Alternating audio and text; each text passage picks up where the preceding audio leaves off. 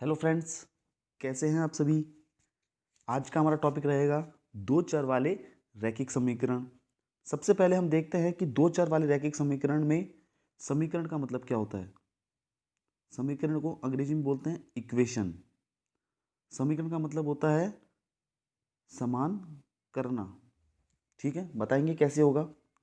इसके अलावा एक शब्द आ रहा है इसमें चर। चर का मतलब होता है अज्ञात राशियाँ। आपसे सवाल में कभी कभी एक्स, वाई, जेड के बारे में पूछा जाता है कि इनका मान क्या होगा। ये आपकी चर राशियाँ होती है जो आपको ज्ञात नहीं होती है, इन्हें हम चर राशियाँ बोलते हैं। इसके अलावा अचर राशियाँ भी होती हैं। अचर राशियाँ कौन कौन सी होती है?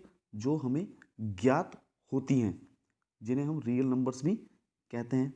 ज्ञात राशियाँ मतलब जैसे 1, 2, 3, 4, 5, इस तरह से जो आपकी रियल नंबर होते हैं ये आपकी अचर राशियाँ होती हैं। देखिए फ्रेंड्स, दो चर वाले रैखिक समीकरण linear equation in two variables.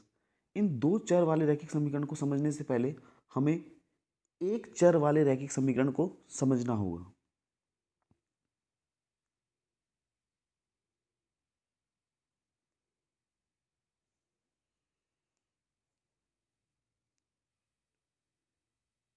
एक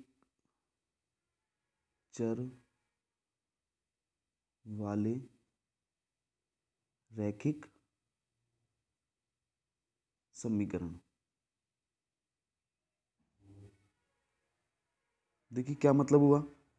एक चर वाले रैखिक समीकरण का मतलब हुआ कि जहां हमें एक ही चर दिया होगा, यानी कि जहां हमें केवल एक ही मान ज्ञात करना होगा। एक चर वाले रैखिक समीकरण का मतलब जहां हमें एक ही मान ज्ञात करना हो, जहां हमें एक ही मान ज्ञात करना हो, वो एक चर वाला रैखिक समीकरण कहलाएगा। जैसे उदाहरण के लिए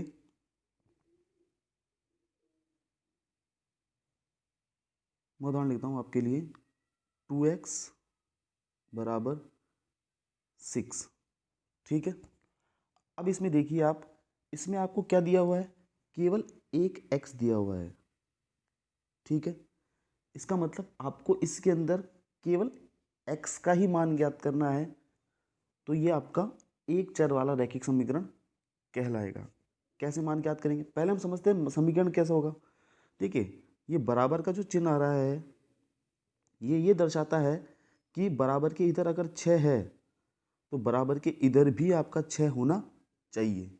बराबर के इधर की तरफ 6 है तो बराबर के इधर भी 6 होना चाहिए, लेकिन इधर तो 2x दिया हुआ है। तो 2x दिया हुआ है तो हमें x की वैल्यू, यानी कि x का मान ऐसा इसमें रखना होगा कि इसकी वैल्यू क्या हो जाए? 6 हो जाए। तो हम सभी जानते हैं कि अगर 2 गुणा इस x की जगह अगर मैं इसका मान 3 रख देता हूँ तो इसकी वैल्यू क्या हो जाएगी? 6 हो जाएगी। ठीक है, अब एक बात नोट कर लीजिए कि एक चर वाले रैखिक समीकरण में जो मान निकलेगा वो एक परमानेंट मान होगा, यानी कि उसके अलावा कोई और दूसरा उसका हल हो नहीं सकता। जैसे इस समीकरण में हम देख रहे हैं तो इसमें केवल x का मान 3 ही हो सकता है, इसके अलावा और इसका कोई मान नहीं हो सकता। तो एक चर वाले रैखिक समीकरण में एक ही हल निकलता है। ठीक है, इसे हम इस तरह से भी निकाल सकते हैं। देखिए, इन दोनों के बीच में कुछ नहीं लगा हुआ, तो क्या लगा हुआ है? गुणा लगा हुआ है। हमें x का मान ज्ञात करना है तो x को यहीं रहने देंगे, और जो 2 है गुणा के अंदर है, उठ के इधर आएगा तो किसका हो जाएगा? भाग का। तो 6/2। 2 से 6 कट गया, कितनी बार? 3 बार। तो आपके पास x का मान कितना आ गया? 3। ये x का मान जो 3 आया, ये आपका एक स्थायी मान है, इसके अलावा इसका कोई और मान हो ही नहीं सकता। ठीक है, चलिए फ्रेंड्स, अब हम देखते हैं दो चर वाले रैखिक समीकरण के बारे में।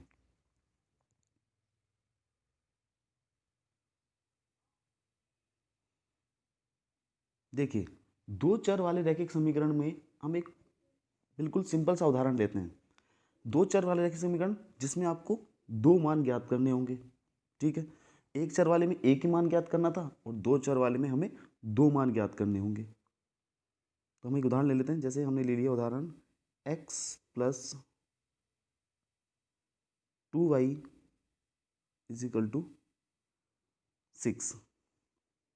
ठीक है, अब देखिए ये भी समीकरण है। समीकरण का मतलब अगर बराबर के इधर की तरफ 6 है तो बराबर के इधर भी ये टोटल क्या होना चाहिए, ये टोटल आपका 6 होना चाहिए। देखिए कैसे हो सकता है।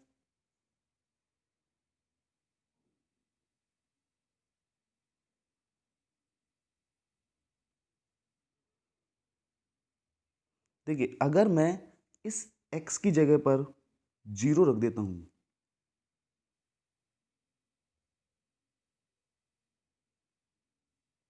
ठीक, और y की जगह 3, तो देखिए क्या हुआ, 0 प्लस 6 बराबर 6। 0 और 6 कितने होते हैं, 0 और 6 आपका 6 बराबर 6। इसका मतलब इस समीकरण में जब हमने x का मान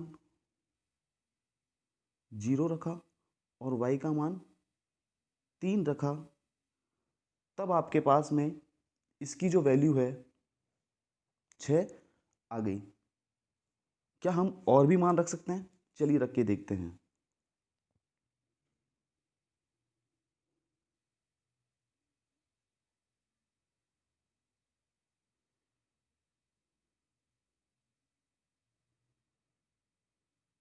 देखिए अब हम रख के देखते हैं x का मान 2, ठीक है, और y का मान भी हम 2 रख के देखते हैं। ठीक है,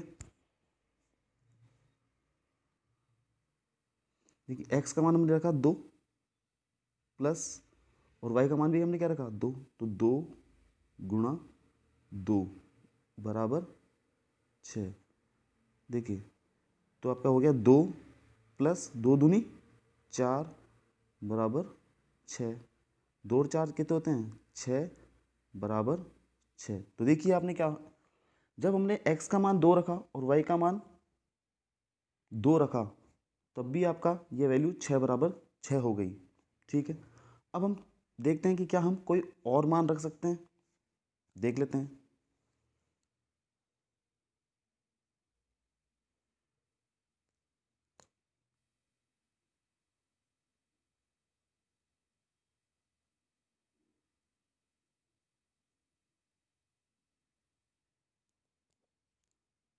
चलिए फ्रेंड्स, अब हम x का मान रखते हैं 4 और y का मान रखते हैं 1। तो देखिए जब हमने x का मान रखा 4 और y का मान क्या रखा 1, तो देखिए 4 प्लस 2 एकम 2, तो आपके पास आ गया 4 और 2 6 बराबर 6। तो आपने देखा जब हमने x का मान 4 रखा और y का मान 1 रखा, तब भी हमारे पास में वैल्यू आ गई 6 बराबर 6। चलिए हम और मान रख के देखते हैं कि क्या और मान इसमें रखने से 6 बराबर 6 आ जाएगा।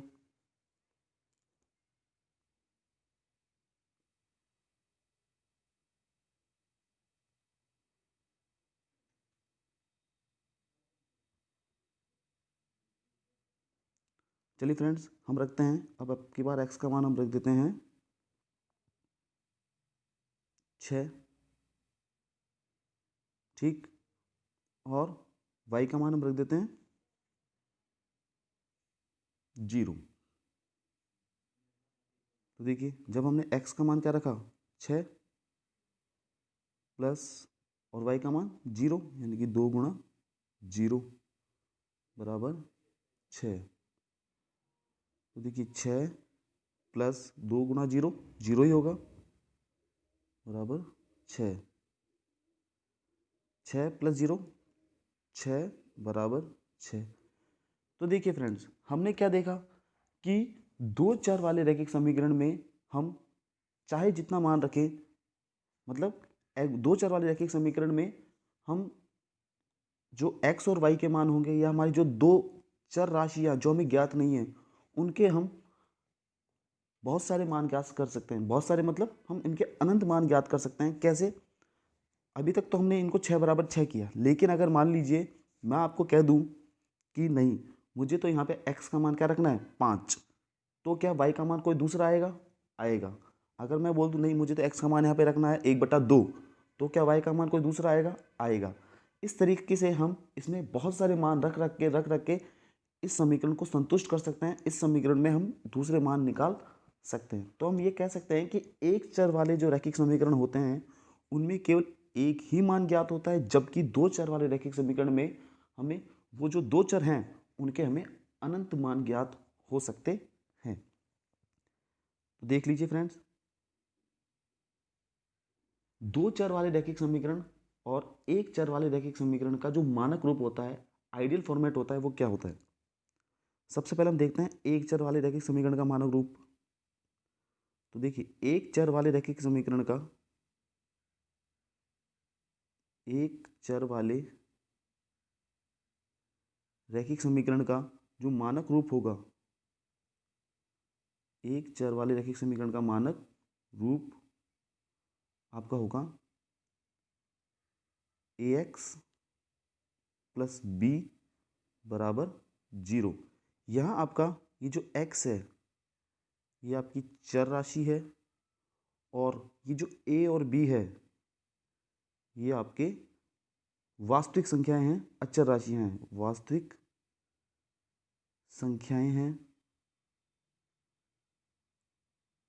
रियल नंबर हैं, जिन्हें हम अचर राशियां बोलते हैं,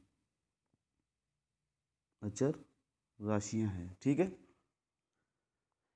अब हम देखते हैं दो चर वाले रैखिक समीकरण का मानक रूप।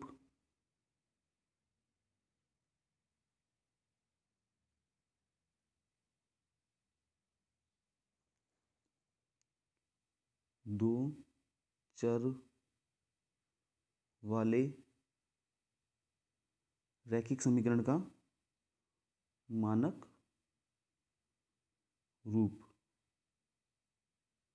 देखिए, दो चर वाले रैखिक समीकरण का जो मानक रूप होता है वो आपका होता है ax plus B Y plus C बराबर 0। यहाँ आपका x और जो y है ये आपकी चर राशियां हैं।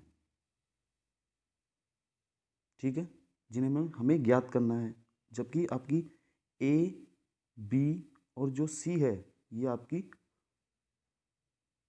अचर राशियां हैं जो हमें ज्ञात है। ये रियल नंबर से वास्तविक संख्याएं हैं, वास्तविक संख्याएं हैं। ठीक है, एक बात और, ये जो मानक रूप है दो चर वाले रैखिक समीकरण का, इसमें आपका ए और बी, ए और जो बी है, ए और जो बी है इसका मान आपका 0 नहीं होना चाहिए।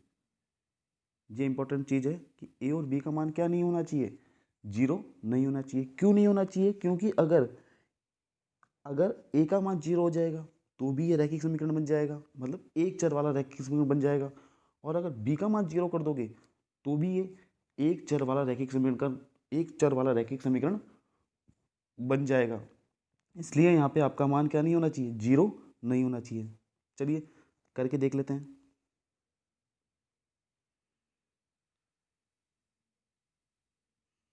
हमारा जो मानक रूप था वो था ax plus B Y plus C बराबर 0। ठीक है, अगर मैं बोलूँ यहाँ पे a का मान क्या हो जाए, 0, मैं आपको a करके बता रहा हूँ, b भी बिल्कुल सेम ऐसा ही होगा। अगर a का मान 0 कर देते हैं तो देखिए क्या होगा, उससे a गुणा